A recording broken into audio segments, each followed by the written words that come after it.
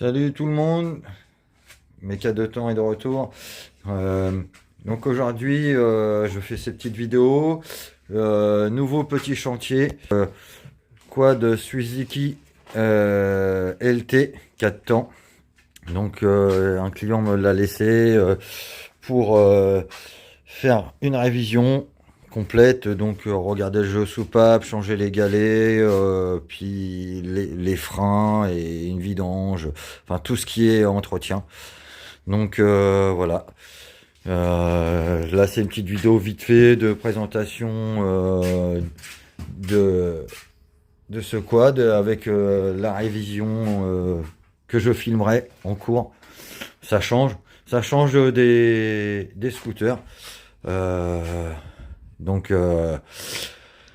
je commence à démonter tout ce qui est plastique et puis après en même temps quelques petits tutos pour vous faire voir comment on fait la variation là-dessus. Après il n'y a rien de compliqué, c'est comme un scooter, c'est un vario en embrayage, enfin voilà.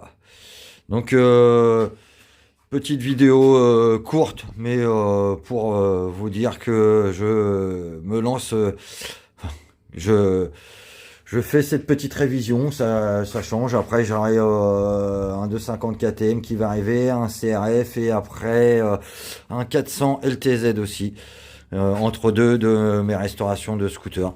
Donc voilà. Donc suite de la révision Suzuki LT50. Donc pour ceux-là qui connaissent pas trop, en fin de compte, c'est un système comme les scooters. Donc il y a un variateur avec des galets, il y a un embrayage avec un ressort de poussée. Donc et là la cloche de lanceur. Après c'est un carburateur. Je sais même pas la taille. Donc c'est un Mikuni. Et la taille, ouais, c'est petit, hein. Je pense que ça doit être un carbu de 11-12. Donc là, la cuve à essence était vraiment très très sale. Il a un autre problème, c'est qu'à mon avis, je soupçonne que dans ces flotteurs-là, souvent la maladie, ils se percent et ils se remplissent de carburant et donc du coup, ils ferment plus. Il ferme plus bien le pointeau pour fermer l'arrivée d'essence. Parce que le quad, en fin de compte, quand mon client me l'a donné, m'a dit qu'en fin de compte, il avait l'impression que l'huile c'était de l'essence. Et effectivement, l'huile et donc l'essence du réservoir a passé par le carbu et par le cylindre et a fini dans le bas moteur. Donc le bas moteur s'est rempli d'essence mélangé avec l'huile. Et du coup, impossible de tirer sur le lanceur comme un serrage parce que il était comment dire, rempli d'essence et de liquide, donc ça rentrait dans le cylindre et du coup ça comprimait comme si il avait serré en fin de compte.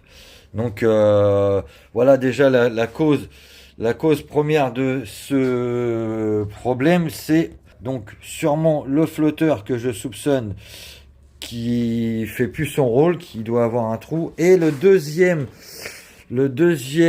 soupçon, et c'est même fondé, c'est que c'est un robinet à dépression. Et là, en fin de compte, l'essence n'arrête pas de couler. Je pense que la membrane ne fait plus son rôle. Donc déjà, dans un premier temps, changement du robinet. Changement du flotteur, parce que bon, il y en a qui les réparent, c'est de l'étain, mais bon, moi je vais pas me casser la tête avec ça. Donc changement du flotteur, changement du robinet, et déjà il va plus se noyer d'essence. Après la suite des événements, je pense que je vais démonter l'échappement parce qu'il a peut-être du carburant dedans. Là j'ai mis en vidange le moteur, donc là il est vide. Déjà on va faire un nettoyage carbu, remonter le flotteur neuf et remonter un filtre à air, changer les galets et réviser un peu l'embrayage. Et après je finirai par un jeu aux soupapes, un filtre à air neuf et puis une remise en huile et un démarrage, et je pense que tout rentrera dans l'ordre. Mais de toute façon, je continuerai à faire les vidéos de cet entretien, de cette réparation, de ce petit 50 LT 4 temps. Sur ce les amis, suite de la vidéo. Donc bon voilà, pour le contrôle du frein arrière, simple, vous démontez le triangle. Donc le triangle avec l'écrou et la goupille. Vous enlevez le tube de retien du cache. Vous démontez les 4 vis de 8. Vous enlevez ce cache là. Et après vous avez accès, là je viens de faire la tension de frein, mais vous avez accès, vous tirez là-dessus. Vous avez les mâchoires là juste en dessous du tambour. Donc c'est vraiment une opération très simple à faire. C'est ni plus ni moins comme un scooter. Donc voilà, c'est ce que j'avais à vous faire voir aussi. Si quelqu'un cherche comment faire la vérification et l'entretien de ces garnitures de frein sur un 50 LT Suzuki, voilà comment faire. La partie variation, donc bon, comme vous pouvez voir, hein, c'est un variateur de scooter avec un système de démarrage un peu comme les Peugeot et un embrayage avec comme un scooter. Donc voilà. Donc là, les galets sont fatigués, donc changement du galet, enfin des galets, nettoyage de l'intérieur, changement de la courroie parce que pareil, elle a bien vécu la courroie. Elle est bien bouffée.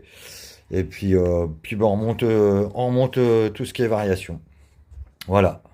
Donc ça, c'est la première vidéo où je fais voir le démontage. Après, je referai une vidéo, vidéo 2, pour le remontage complet et le démarrage du 50 de ce petit quad 50 LT 4 temps.